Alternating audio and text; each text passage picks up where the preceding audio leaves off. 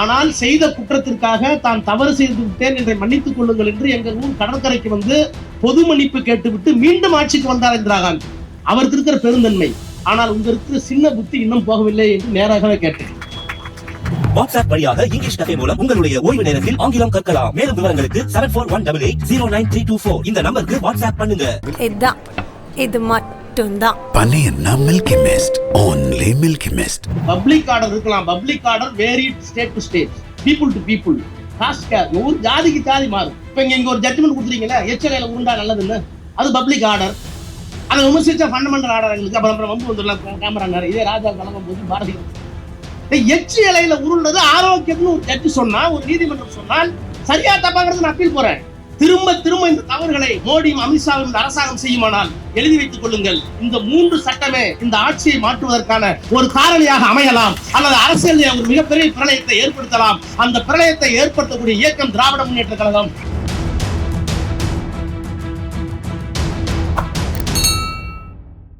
உங்கள் அனைவருக்கும் வணக்கம். 6 மணிக்கு முடிக்கணும், 5 மணிக்கு முடிக்கணும். 5 மணிக்கு மேல முடிக்கலன்னா ஒழுங்கு இல்லைன்னு ஆயிடும். இந்த சட்டப்பிரிவுகளை குறித்து காலையில இருந்து எல்லா சட்டத்தை பற்றியும் இங்க இருக்கின்ற வழக்கறிஞர்கள், அரசியல் கட்சியுடைய தலைவர்கள் எல்லாம் பேசிட்டாங்க. அரசியல் ரீதியாக ஒன்றை மட்டும் சொல்லணும். நான் அண்ணன் திருச்சி சிவா அவர்கள் இங்கே சொன்னார், என்ஆர் இளங்கோவை பற்றி பேசுகிற போது சொன்னார். என்ஆர் இளங்கோ அவர்களுக்கு இருக்கின்ற ஒரு மிகப்பெரிய வாய்ப்பு, ஒரு பெருமை என்னவென்று கேட்டால், சட்டம் இயற்றுகின்ற நாடாளுமன்றத்திலேயும் இருக்கிறார். அந்த நாடாளுமன்றம் சட்டம் இயற்றுவதில் செய்கின்ற தவறை சுட்டி காட்டுகின்ற இடத்தில் ஒரு மூத்த வழக்கறிஞராக நீதிமன்றத்திலேயும் இருக்கிறார். அது திராவிட முன்னேற்ற கழகத்திற்கு இந்த நேரத்தில் இருக்கின்ற ஒரு மிகப்பெரிய சிறப்பு. நம்முடைய அண்ணன் திருச்சி சிவார்கள் பேசுகிற போது அடிக்கடி சொன்னார், திராவிட முன்னேற்ற கழகம் ஒரு மாநில கட்சி, அந்த மாநில கட்சியினுடைய வழக்கறிஞர் அணி எவ்வளவு பெரிய பெருமைகளை எல்லாம் பெற்றிருக்கிறது என்று. இதை விட அவருக்கு இருக்கிற மிகப்பெரிய சிறப்பு, நான் அரசியல் சட்டத்தில் அடிக்கடி சொல்லுவேன், இந்தியாவினுடைய அரசியல் சட்டத்தினுடைய முகப்புரை இருக்கிறது, basic structure of the constitution என்று சொல்லுகின்ற அந்த முகப்புரை, we the people of India having solemnly resolved to constitute India into a sovereign, secular, socialistic, democratic republic. இந்த 5 காரணிகளை, குணத்தை கொண்டிருக்கின்ற இந்த அரசியல் சட்டம் தான் நம்ம எல்லோரையும் பாதுகாத்துக் கொண்டிருக்கிறது. எத்தனையோ மொழி, எத்தனையோ மதங்கள், எத்தனையோ கலாச்சாரம், எத்தனையோ உடைகள், வெவ்வேறு பண்பாடுகள், வெவ்வேறு பூகோள அமைப்புகள், இத்தனையும் ஒன்றாக கட்டியிருப்பதற்கு காரணம் இந்த அரசியல் சட்டம். இந்த அரசியல் சட்டத்திற்கு சொல்லப்பட்டிருக்கின்ற சாவரின் இறையாண்மைக்கு ஆபத்து வந்த போது, பாகிஸ்தான் படையெடுப்பு வந்த போது 5 கோடி ரூபாய் அள்ளி தந்தது அன்றைக்கு இருந்த முதலமைச்சர் கலைஞர். மீண்டும் கார்கிலே போர் வந்த போது அன்றைக்கு 100 கோடி ரூபாய் அள்ளி கொடுத்து இந்தியாவினுடைய இறையாண்மையை காப்பாற்றியது கலைஞர். ஆக எப்போதெல்லாம் இறையாண்மைக்கு ஆபத்து வந்ததோ அப்போதெல்லாம் ஒரு மாநில கட்சி தான் இந்தியாவை காப்பாற்றி இருக்கிறது அதிகமாக. அதே போல இந்திரா காந்தி அம்மையார் அவர்களால் டெமோக்ரஸிக்கு, ஜனநாயகத்திற்கு ஆபத்து வந்த போது அதை முழுக்க எதிர்த்து நின்று மிசாவை எதிர்த்து காட்டிய பெருமை, சிறை சென்ற பெருமை அன்னைக்கு சிவாவை போன்றவர்களுக்கு உண்டு. நான் நாடாளுமன்றத்தில் பேசிக் கொண்டிருக்கிற போது சொன்னார்கள், ரொம்ப உணர்ச்சி வசப்பட்டு பேசினேன். உடனே இருந்து பேசுறார் வனத்துறை அமைச்சர் பூபேந்திர சிங், இவ்வளவு ஆவேசமாக பேசுகிறீர்களே, ஜனநாயகத்தை பற்றி பேசுகிறீர்களே, எமர்ஜென்சி காலத்தில் திமுகவுக்கு ஏற்பட்ட அந்த கொடுமையெல்லாம் மறந்து போய்விட்டதா என்று கேட்டார். நான் சொன்னேன், மறந்து போய்விடவில்லை. ஆனால் செய்த குற்றத்திற்காக தான் தவறு செய்து விட்டேன் என்று மன்னித்துக் கொள்ளுங்கள் என்று எங்கள் ஊர் கடற்கரைக்கு வந்து பொது மன்னிப்பு கேட்டுவிட்டு மீண்டும் ஆட்சிக்கு வந்தார் இந்திரா காந்தி. அவருக்கு இருக்கிற பெருந்தன்மை. ஆனால் உங்க இருக்கிற சின்ன புத்தி இன்னும் போகவில்லை என்று நேராகவே கேட்டேன். இந்திரா காந்தி அம்மையாரால் எத்தனையோ பேர் பாதிக்கப்பட்டோம், இயக்கம் பாதிக்கப்பட்டது. ஆனால் அப்போது கூட அந்த அம்மையார் செய்த ஒரு மிகப்பெரிய செயலை மறந்துவிடக் கூடாது. அப்போதுதான் செக்யூலர் என்கின்ற வார்த்தையும் சோசியலிஸ்டிக் என்ற வார்த்தையும் அரசியல் சட்டத்தில் வெளிப்படையாக கொண்டு வந்து சேர்த்தார்கள். ஏற்கனவே இருந்தது. When the constitution debate was conducted in the assembly, the question was asked before the Ambedkar and Nehru whether the state is going to be a theocratic state or secular state, since Pakistan was declared as a theocratic state. Pakistan பிரிந்து விட்டது மத நாடு, நம்முடைய நாடு எப்படிப்பட்டதாக இருக்க வேண்டும் என்று பட்டாபி சித்தாமலையா கேட்டார், KM முன்ஷி கேட்டார், தலைவர்கள் எல்லாம் கேட்டார்கள். அம்பேத்கர் சொன்னார், இல்லை, நாம் மதவாத நாடு என்று அறிவிக்காத வரை அதற்கு என்ன பொருள் என்றால் இது ஒரு மதச்சார்பற்ற நாடுதான் என்று சொன்னார். ஆனால் அதற்கு பங்கம் வந்து விடுமோ என்று இந்திரா காந்தி அம்மையார் ஜனநாயகத்தை குளிப்பதைத்தாரே தவிர இந்த தேசம் இருக்க வேண்டும், ஜனநாயகத்திற்கு ஆபத்து வந்தால் அது ரிப்பேரபிள் லாஸ், ரெக்கரபிள் லாஸ். ஆனால் ஜனநாயகத்திற்கு வராமல் செக்யூலருக்கு வந்து விட்டால், இந்த நாட்டிலே இஸ்லாமியர்களும் கிறிஸ்தவர்களும் தாழ்த்தப்பட்டவர்களும் பாதிக்கப்பட்டால் அதற்கு பிறகு இந்த நாடு இருக்காது. எனவே செக்யூலர் என்கின்ற வார்த்தை இந்த மண்ணுக்கு ஜனநாயகத்தை விட முக்கியத்துவம் என்று கருதி அதை கொண்டு வந்து சேர்த்தவர் இந்திரா காந்தி. எனவே அதை பற்றி பேசாதில் சொன்னவுடன் கப்சி உட்கார்ந்தார். ஆக அந்த வரலாறும் திராவிட முன்னேற்ற கழகத்துக்கு உண்டு. அப்புறம் செக்யூலருக்கு ஆபத்து வந்தது. அப்போதும் வாஜ்பாயோட கூட்டணி நாங்க தான் சொன்னோம், நாங்க இருக்கிற வரைக்கும் 370 தொடாத, நாங்க இருக்கிற வரைக்கும் காமன் சிவில் கோட் கிடையாது, நாங்க இருக்கிற வரைக்கும் ராமர் கோயில் கிடையாது. நான் வெளிப்படையாக சொன்ன ஒரு திருடனோட கூட்டணி சேர்ந்தோம், ஆனால் திருடனை கையை கட்டி போட்டு எங்களோட வச்சிருந்தோம்.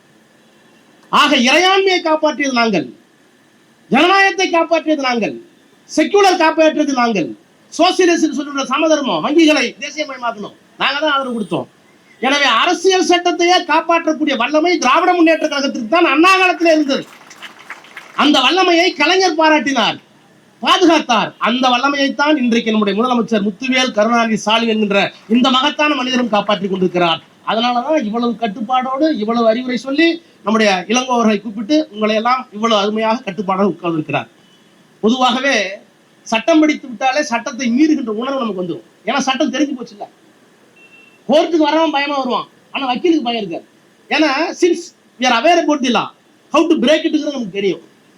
அப்ப உள்ள வரும்போதே ஒரு துணிச்சலோட திமுனோட தான் வரும். என்ன உண்ணாவிரதம் ஒரு டியூஷன் தானே சுட்டுப்பட பரமான். ஆனால் உங்களுக்கு இருக்கிற அக்கறை, இந்த நாட்டின் மீது அக்கறை, அரசியல் சட்டத்தின் மீது அக்கறை, சமூகத்தின் மீது இருக்கிற அக்கறை, எல்லாவற்றையும் தாண்டி திராவிட முன்னேற்ற கழகம் இந்த அரசியல் இயக்கம் தான் அரசியல் சட்டத்தை காப்பாற்றுகிற இயக்கம் என்கின்ற சொல்கின்ற அந்த உணர்வு.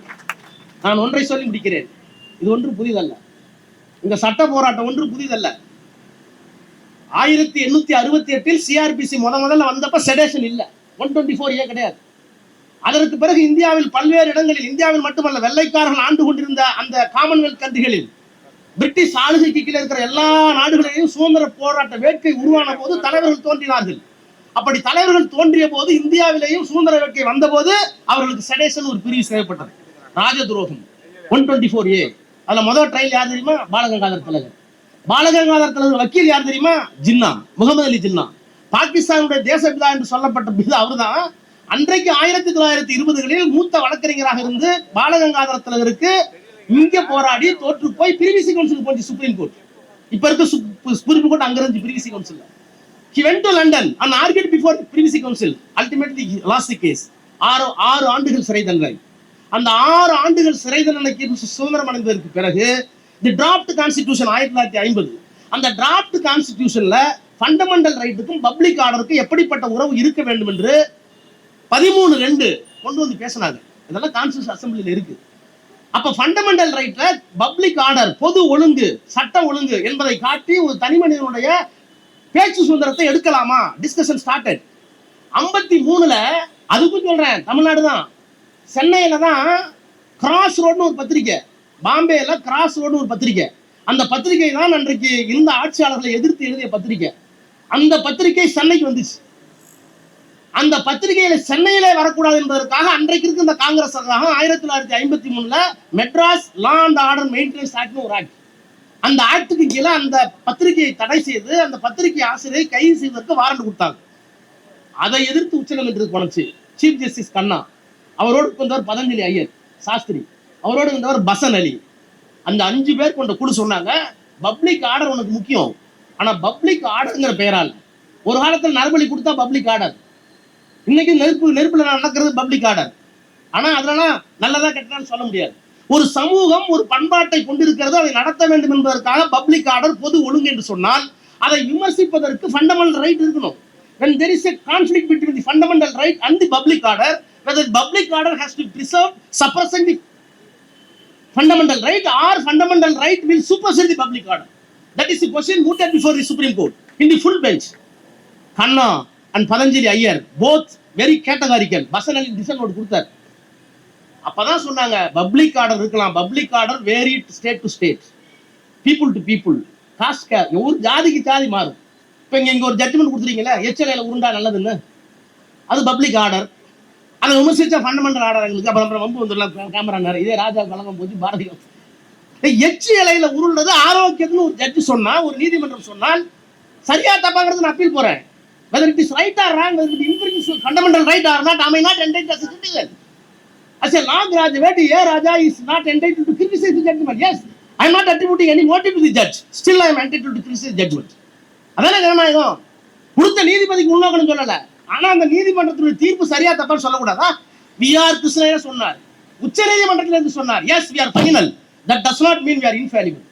நான் சொல்ற ஜட்ஜ்மெண்ட் கடைசி, ஆனா அந்த ஜட்ஜ்மெண்ட்ல தப்பு இல்லைன்னு சொல்ல முடியாது, அதுலயும் தப்பு இருக்கும். we are all human being. அந்த உணர்வோட சொல்றேன். ஃபண்டமெண்டல் ரைட்டுக்கும் பப்ளிக் ஆர்டருக்கும் பிரிவேல் வந்தாக்க ஃபண்டமெண்டல் ரைட் தான் ஜெயிக்கணும்னு அந்த உச்ச நீதிமன்றத்தில் சொன்னார்கள். அப்புறம் 1961 திருத்தினாங்க.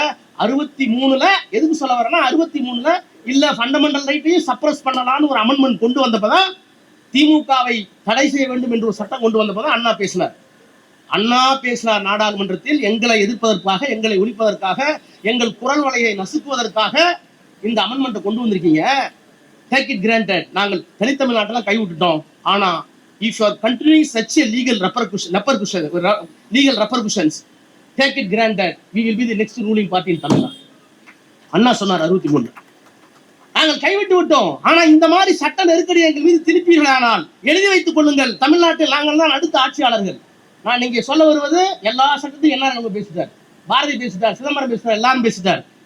திரும்ப திரும்ப இந்த தவறுகளை மோடியும் அமித்ஷாவும் இந்த அரசாங்கம் செய்யுமானால் எழுதி வைத்துக் கொள்ளுங்கள், இந்த 3 சட்டமே இந்த ஆட்சியை மாற்றுவதற்கான ஒரு காரணியாக அமையலாம், அல்லது அரசியல் ஒரு மிகப்பெரிய பிரளயத்தை ஏற்படுத்தலாம். அந்த பிரளயத்தை ஏற்படுத்தக்கூடிய இயக்கம் திராவிட முன்னேற்ற கழகம்.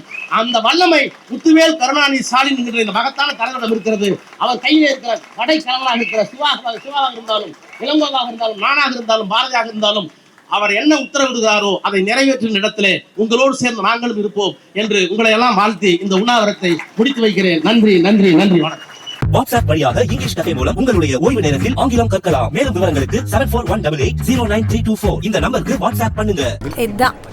இது மட்டும்தான். Paneer Milky Mist. Only Milky Mist.